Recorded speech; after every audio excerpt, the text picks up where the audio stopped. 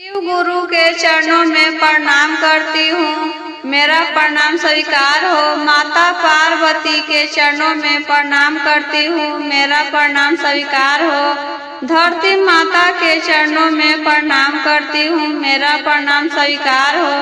सभी देवी देवताओं के चरणों में प्रणाम करती हूँ, मेरा प्रणाम स्वीकार हो। हर हर महादेव। गुरु भाई बहनों, आज मैं कंजूस सेठ की कहानी सुना रही हूँ। देखिए गुरु भाई बहना, कथा जब भी सुनिए तो पूरा सुनिए। आधा अधूरा सुनने से शिव गुरु का अपमान होता है और पूरा सुनने से ज्ञान होता है, इसलिए पूरा सुनिए। एक गांव में एक धनी सेठ धर्मपाल रहता था, लेकिन स्वभाव से वह बड़ा ही कंजूस था। सेठ के पास एक राशन के दुकान था। सेठ किसी काम से एक पास के गांव में गया था। जब काम खत्म होने के बाद लौट रहा था तो उसको बहुत जोर से भूख लग जाता है और रास्ते में एक बगीचा पड़ता है। वही बगीचा में एक आम का पेड़ था। भूख के कारण उसको कुछ भी नहीं सूझता है और पेड़ पर चढ़ जाता है। जब तक पेट नहीं भरा आम खाते रहा। बहुत सारा आम खा गया था, लेकिन जब उसको पेट भर गया तब नीचे देखता है तो चक्कर आने लगता है उसको। चढ़ तो गए पेड़ पर, लेकिन उतरेंगे कैसे? हिम्मत जुटाकर नीचे उतरने लगा। राम नाम का माला जपने लगा। उससे भी उसका डर नहीं खत्म हुआ। फिर सेठ ने शिव गुरु को याद करते हुए कहा, हे भगवान, मैं भूख में कब नीचे से ऊपर चढ़ गया, मुझे तो पता ही नहीं चला। मुझे ऊंचाई से बहुत डर लगता है। आप मुझे नीचे उतारिए या फिर मुझे हिम्मत दीजिए नीचे उतरने के लिए। अगर आप मुझे नीचे उतरने में मदद करेंगे तो मंदिर में आकर पूरे 100 नारियल चढ़ाऊंगा। फिर थोड़ा नीचे उतरा तो कहा, भोलेनाथ, मुझे नीचे उतरने में मदद करेंगे तो मंदिर में आकर 50 नारियल चढ़ाऊंगा।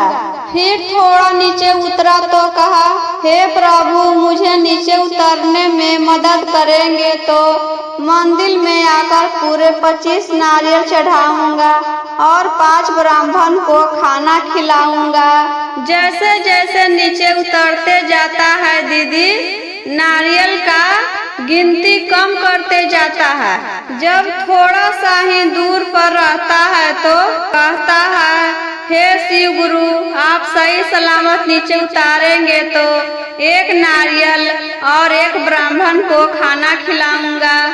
ये सब धरती पर हो रहा था तो शिव गुरु कैलाश पर्वत पर बैठे सब देख रहे थे। तो नारद जी कहते हैं, भगवान, यह सेठ तो बहुत ही बड़ा कंजूस निकला। जब संकट में आता है तो मन्नत मांग लेता है और जब टल जाता है तो थोड़ा सा ही में काम चला लेता है।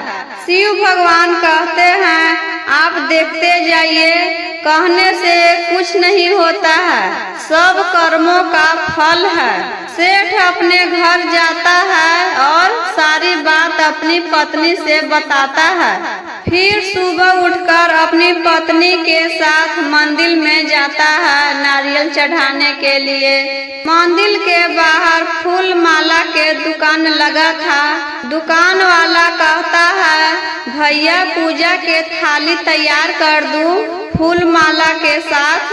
सेठ के पत्नी कहती है, हाँ भैया, तैयार कर दीजिए।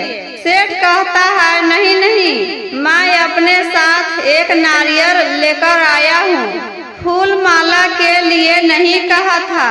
सेठ मंदिर में जाता है, नारियल पंडित जी को देकर कहता है, पंडित जी, यह नारियल चढ़ाकर आप मुझे दे दीजिए और आप कल मेरे घर पर खाना खाने आइएगा। आप क्या क्या खाते हैं? पंडित जी सोचते हैं, यह कंजूस आदमी शिव गुरु पर नारियल चढ़ाकर मांग लिया और खाना पर बुला रहा है, क्या खिलाएगा? पंडित जी कहते हैं थोड़ा सा चावल, 2 रोटी, 2 फल और 1 गिलास दूध। कंजूस सेठ इतना सुनकर बहुत खुश हुआ। चलो थोड़ा ही पैसा खर्चा होगा। सुबह पंडित जी सेठ के घर आते हैं। सेठ के पत्नी पंडित जी को पैर छूती है, आशीर्वाद लेती है, खाना खाने के लिए बैठाती है, पानी देती है, फिर खाना लेकर आती है, 2 रोटी और सब्जी। पंडित जी रोटी खा जाते हैं दीदी, तो उसकी पत्नी कहती है पंडित जी और रोटी ले लाऊं?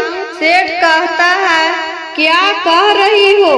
पंडित जी तो 2 रोटी ही खाते हैं। पंडित जी को और रोटी खाने का मन था, लेकिन कुछ नहीं कहते हैं। फिर 2 केला और 2 सेव लाकर देती है। फिर उसकी पत्नी पूछती है पंडित जी और फल ले लाऊं? फिर सेठ मना कर देता है, पंडित जी तो 2-2 फल खाते हैं, अब कैसे खाएंगे? सेठ के पत्नी फिर 1 गिलास दूध लाकर देती है। खाना खाने के बाद पंडित जी दोनों को आशीर्वाद देते हैं और चले जाते हैं वहाँ से। लेकिन पंडित जी का पेट भरा नहीं था, आधा ही पेट खाना खाए थे। सब शिव गुरु देख रहे थे। नारद जी कहते हैं भोलेनाथ, सेठ की कंजूसी का तो हद ही नहीं है। कमाने का तो यह बहुत कमाता है, लेकिन सब तिजोरी में रखने के लिए। किसी को भर पेट भोजन कराने का भी हिम्मत नहीं है इसे। ना कभी भिखारियों का दान करता है, ना ही कभी मंदिरों में चढ़ावा चढ़ाता है। अच्छे के साथ अच्छा और बुरे का साथ बुरा होता है। आज तक तो मैं सुना था, लेकिन आज देख भी लिया।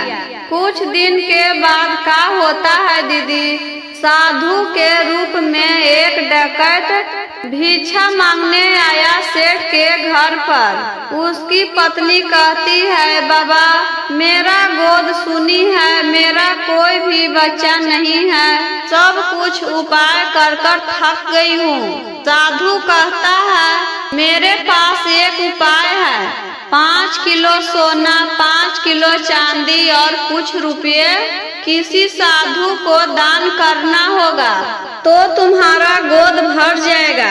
सेठ के पत्नी कहती है बाबा, आप मेरे दरवाजा पर आए हैं और मैं एक साधु कहाँ से खोजूंगी, आप ही को दे देती हूँ। सेठानी तिजोरी में से 5 किलो सोना, 5 किलो चांदी और रुपया पैसा लेकर आती है, साधु को दे देती है। सब लेकर डकैत वहाँ से चला जाता है। रात को जब सेठ आ रहा था तो वही साधु को बात करते हुए सुना था। आज वह औरत को बहुत ही अच्छी तरह से बेवकूफ बनाकर सारा सोना चांदी लेकर चला आया हूँ। सेठ अपनी पत्नी से आकर कहता है, सुनती हो आज मैं दुकान से आ रहा था तो 2 डाकू आपस में बात कर रहे थे कि इसी गांव में लूटकर मजा आ गया। खूब बेवकूफ बनाया उस औरत को। क्या तुम इसके बारे में जानती हो?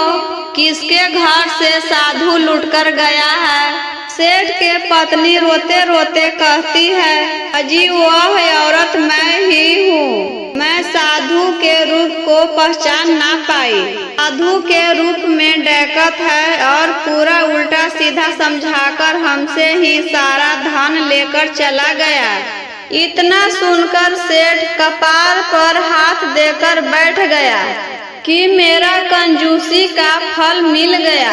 इसी चलते दीदी ज्यादा कंजूस नहीं बनना चाहिए। ज्यादा कंजूस होने पर कैसे भी करके सारा पैसा खर्च हो जाता है। मनुष्य घर में जन्म हुआ है तो दान पुण्य करना चाहिए, भिखारी के मदद करना चाहिए।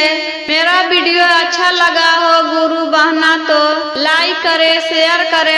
ऐसे ही और वीडियो देखने के लिए चैनल को सब्सक्राइब करें ताकि कोई भी वीडियो डाले तो आप तक पहुंच जाए। और कमेंट बॉक्स में जरूर बताएं कि मेरा यह कथा कैसा लगा।